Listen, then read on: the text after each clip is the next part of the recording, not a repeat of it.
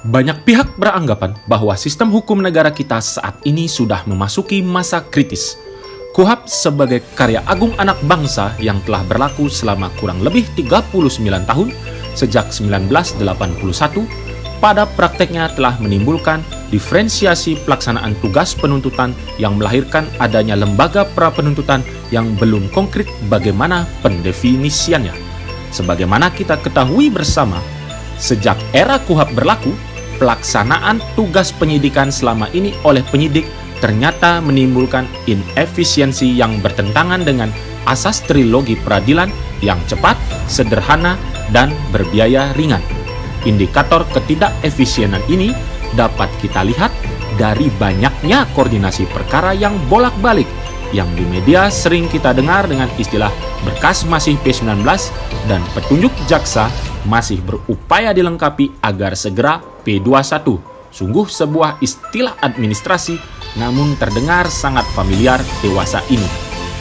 Bolak-balik perkara ini terjadi karena adanya perbedaan sudut pandang antara penyidik dan penuntut umum. Penyidik sangat yakin perkaranya terpenuhi secara formil maupun material.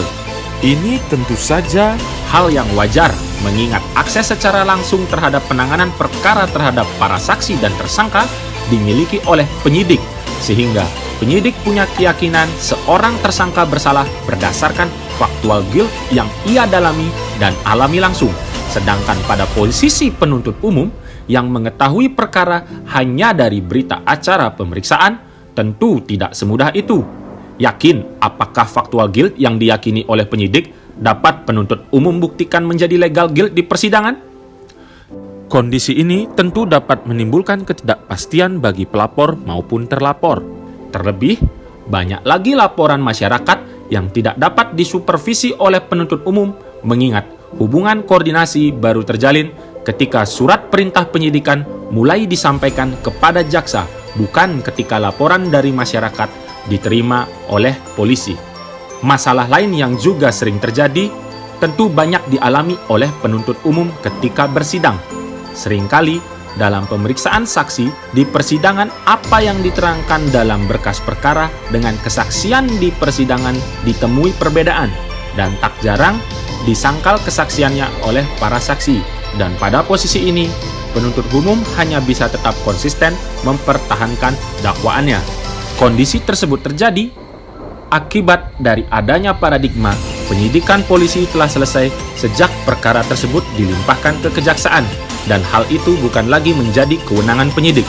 Padahal kegiatan penyidikan merupakan suatu rangkaian untuk menuju proses pembuktian dan penuntutan di persidangan yang tidak dapat dibeda-bedakan. Sehingga visi penyidikan sejak awal tidak dapat dipisahkan atau dilepaskan hingga perkara yang dituntut betul terbukti di persidangan. Di banyak negara yang dapat kita katakan lebih maju sistem hukumnya, kita sebut saja Belanda, yang sistem hukumnya di masa lalu telah diwariskan kepada kita. Sejak tahun 2013, Belanda telah menutup 19 penjara. Hal ini tidak terlepas dari penerapan sistem hukum yang lebih maju dalam melihat keadilan restoratif.